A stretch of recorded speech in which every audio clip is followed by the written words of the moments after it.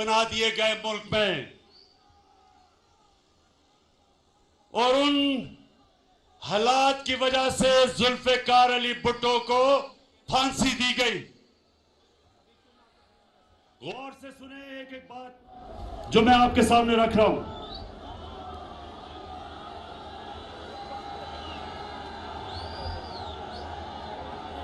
आज क्या हुआ? आज आ रही आवाज?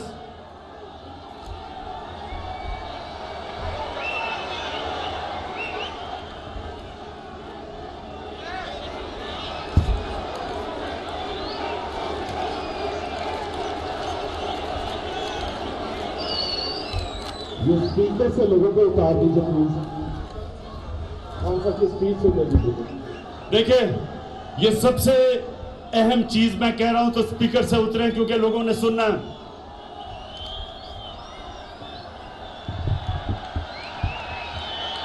अच्छा, आवाज आ रही है?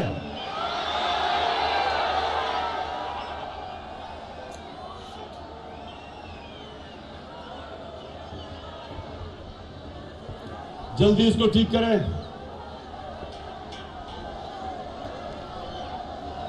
स्पीकर से उतरो, उन्हें आवाज नहीं आ रही।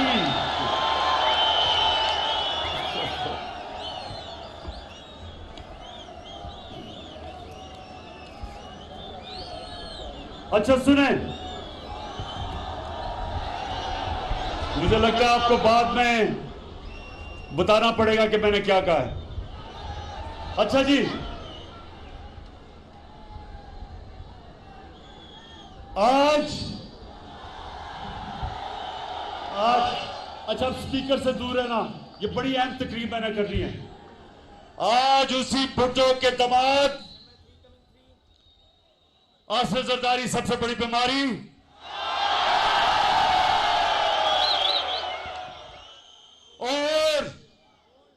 और उसका नवासा कम पे टांग रही हैं।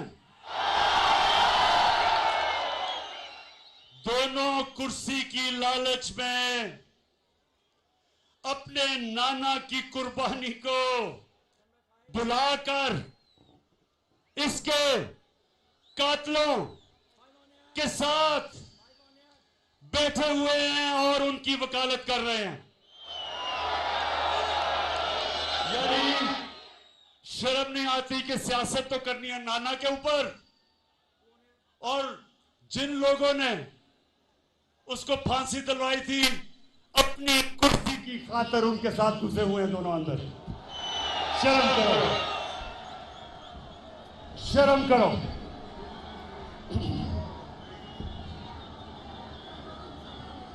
अच्छा, आज फिर मुल्क को उन्हीं हालात के सामने रख दिया गया। अब ये सुने, हमारे मुल्क की जो पॉलिसी है, फॉरेन पॉलिसी, उसको मड़ोड़ने की कोशिश बाहर से की जा रही है। बाहर से हमारे मुल्क की फॉरेन पॉलिसी को मुतासिर किया जा रहा है। इस साजिश का, अब सुने, ये शाह महमूद उधर उतारो, उधर आवाज नहीं आई। हाँ, शाह महमूद को पता कि इस साजिश का हमें पिछले महीनों से पता है कि ये साजिश हो रही है, महीनों से। ये जो आज सब इकट्ठे हो गए हैं, ये जो आज कातिल और मकतूल इकट्ठे हो गए हैं, कातिल और मकतूल को इकट्ठे करने वालों की भी, इनको जिन्होंने इकट्ठा किया उनका भी हमें पता है। लेकिन आज वो जुल्फिकार अली भुट्टो वाला टाइम नहीं, वक्त बदल चुका है।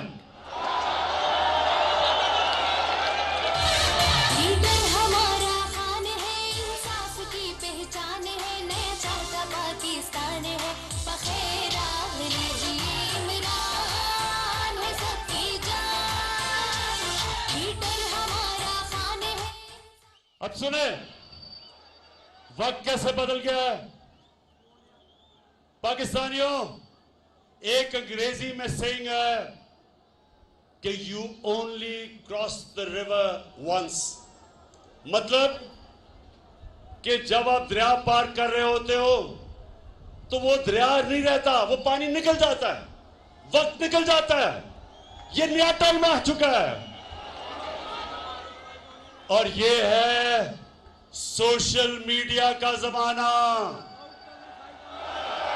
कोई चीज नहीं छुपती। तो पाकिस्तानी कौम बेदार है। हम किसी की गुलामी कबूल नहीं करेंगे।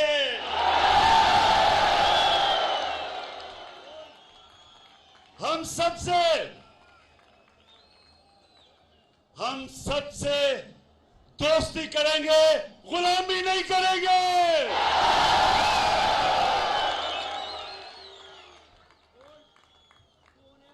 डट के खड़ा है अब इमरान, ठीक करेगा सब कप्तान, नया बनेगा पाकिस्तान, नया बनेगा पाकिस्तान, नया बनेगा पाकिस्तान। डट के खड़ा है अब इमरान, नया बनेगा पाकिस्तान, डट के खड़ा है अब इमरान। अब ये सुने, हमारे मुल्क में बाहर से पैसे की मदद से हुकूमत तब्दील करने की कोशिश की जा रही है। पैसा बाहर से, पैसा बाहर से है, लोग हमारे इस्तेमाल हो रहे हैं, ज्यादातर अनजाने में, लेकिन कुछ जानबूझ के ये पैसा इस्तेमाल कर रहे हैं हमारे खिलाफ। और वो मैं अभी आगे बताता हूं। पाकिस्तानी कौम ने, नौजवानों, पाकिस्तानी कौम ने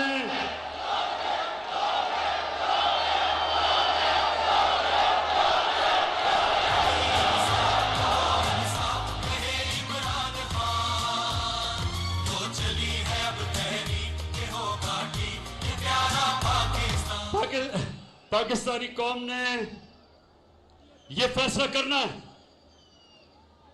कि वो बाहर के अरबों रुपए लेके हुकूमत के खिलाफ साजिश करने वाले गुलामों को कामयाब होने देंगे। मैं यही इसलिए आपको आज बुलाया था मेरे पाकिस्तानियों, मैंने आपको बुलाया इसलिए था, जो एक डेमोक्रेट होता है वो अवाम के पास जाता है, वो किसी के पास छुपता नहीं, हाथ नहीं फैलाता, अपनी अवाम के पास जाता है।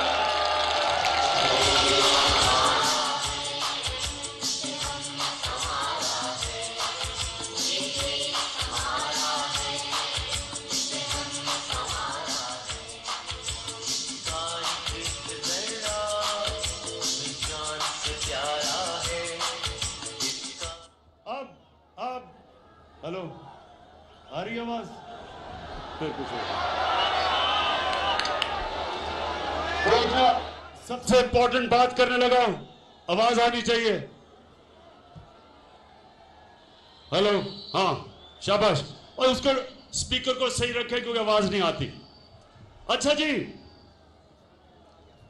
हमें पता है कि किन किन जगहों से बाहर से हम पे दबाव डालने की कोशिश की जा रही है, हमें पता है। लेकिन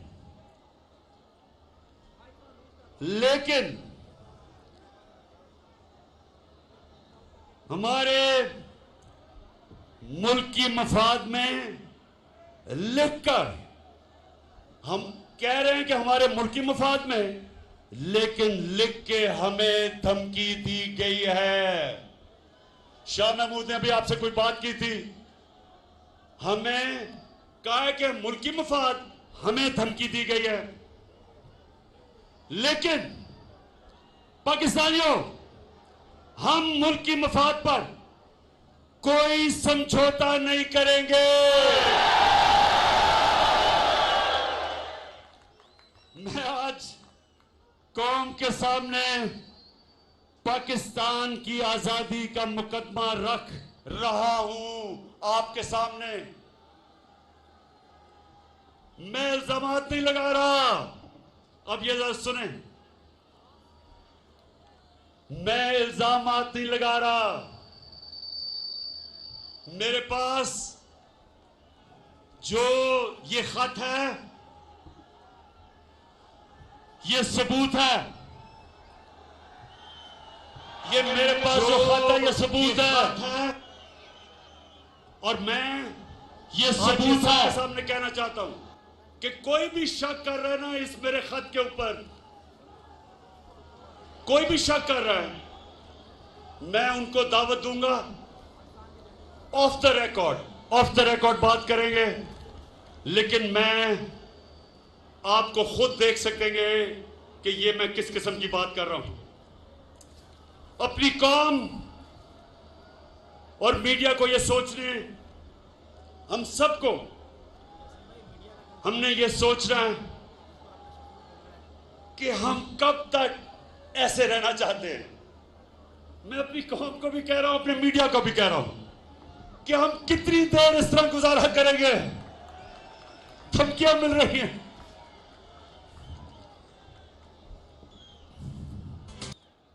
मैं फिर से कह रहा हूं, पाकिस्तानी हूं आपके सामने, वो इंसान हूं जिसको मेरा अल्लाह सब कुछ दे चुका है। मुझे तो कोई इंसान कुछ नहीं दे सकता। मैं तो जब सियासत में आया था, अल्लाह ने तभी मुझे सब कुछ दे दिया था। मुझे तो किसी चीज की जरूरत नहीं है। अपने घर में रहता हूं, अपने घर के पैसे देता हूं, खर्चा बर्दाश्त करता हूं। कोई मेरा कैंप ऑफिस नहीं है। मेरा चैलेंज है कि पाकिस्तान की तारीख में किसी वजीर आजम ने अपनी कौम का पैसा इतना कम खर्च नहीं किया जो मैंने किया है। खड़ा है अब इमरान, ठीक करेगा सब कप्तान, नया बनेगा पाकिस्तान, नया बनेगा पाकिस्तान, नया बनेगा पाकिस्तान, डट के खड़ा है अब इमरान, नया बनेगा। मेरे पाकिस्तानियों, एक चीज याद रखना, आप एक अजीम कौम है। अगर हम उस अजमत पे नहीं पहुंच सके, बहुत बड़ी वजह उसकी ये चोर हुक्मरान जिन्होंने 30 साल से इस मुल्क को लूटा है। 90 की दिहाई की मैं बात कर रहा हूं। मैं 70 की दिहाई में और 80 की दिहाई में हिंदुस्तान जब क्रिकेट खेलता था और क्रिकेट खेल के जब पाकिस्तान आता था तो लगता था एक गरीब मुल्क से एक खुशहाल और अमीर मुल्क में आ गया हूं। 90 की दहाई में जब ये 2 करप्ट खानदान इस मुल्क के ऊपर हावी हुए हैं, हर चीज में हम पीछे रह गए। सारे बर्रे-सगीर में हिंदुस्तान आगे निकल गया। 90 तक हम हिंदुस्तान से आगे थे, ह्यूमन डेवलपमेंट में आगे थे। यहां खुशहाली ज्यादा थी, गुर्बत कम थी। बांग्लादेश से हम इतना आगे थे कि कोई तस्वर भी नहीं कर सकता था कि बांग्लादेश भी एक दिन हमारे से आगे निकल जाएगा। इन 2 चोरों ने जब से मुल्क का खून चूस के मुल्क का पैसा बाहर ले जाना शुरू किया, हम पीछे रह गए। और मैं 25 साल से इनका मुकाबला कर रहा हूं। 14 साल अकेला इनका मुकाबला किया है। लोग तो बाद में मेरे पास आए हैं। और मैं कभी भी कोई भी जाती मुफादात के लिए इतनी देर जंग नहीं लड़ता। और उस आदमी को जिसको अल्लाह सब कुछ दे चुका था, जितनी देर मैं वजीर आजम बनाऊं, इससे कम अरसे में जब नवाज शरीफ वजीर आजम बना था 18 फैक्ट्रियां बना चुका था। सरकारी बैंकों से पैसा लिया, फैक्ट्रियां बताई, सरकारी बैंक से कर्जे माफ करवाए। इसको बिजनेस नहीं कहते, इसको डाका कहते मुल्क के ऊपर।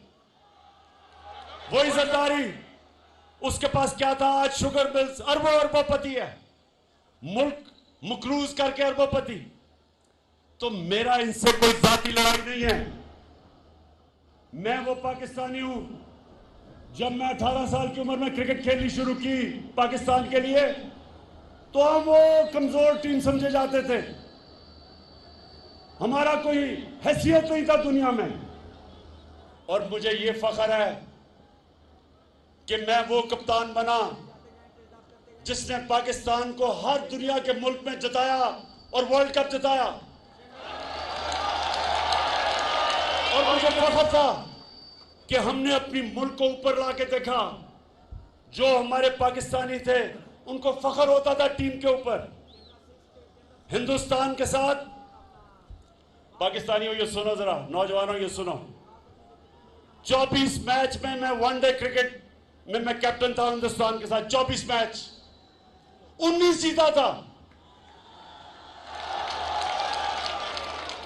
और वाहिद कैप्टन हूं जो हिंदुस्तान में जाके उनके एम्पायरों के बावजूद वहां से जीत के आया। कहने की ये बात है कि मुझे फख्र होता था कि मैं मुल्क का सर ऊपर करता हूं, मैं अपने मुल्क को लीड करता था। जब हमारी टीम जीतती थी सारे मुल्क में लोगों को फख्र होता था। तो मुझे इसलिए तकलीफ थी कि इस तरह के लोग मुल्क के ऊपर आए, मुल्क को लूटा। और जो जनरल मुशर्रफ ने सबसे ज्यादा जुल्म किया इस कौम पे, मार्शल लॉ से ज्यादा जुल्म किया कि इन 2 डाकुओं को एनआरओ दे दिया, इनके सारी चोरी माफ कर दी, अपने इक्तदार के लिए घुटने टेक दिए इनके सामने। और इन्होंने आके 10 साल में दोनों हाथों से मुल्क को लूटा। 10 साल ये लूटते रहे। और जब मेरी हुकूमत आई, पहले दिन से इन्होंने मेरे पर, हाँ, पहले दिन से मुझे ब्लैकमेल करना शुरू किया कि इमरान खान, अगर तुमने हुकूमत चलानी है तो हमारी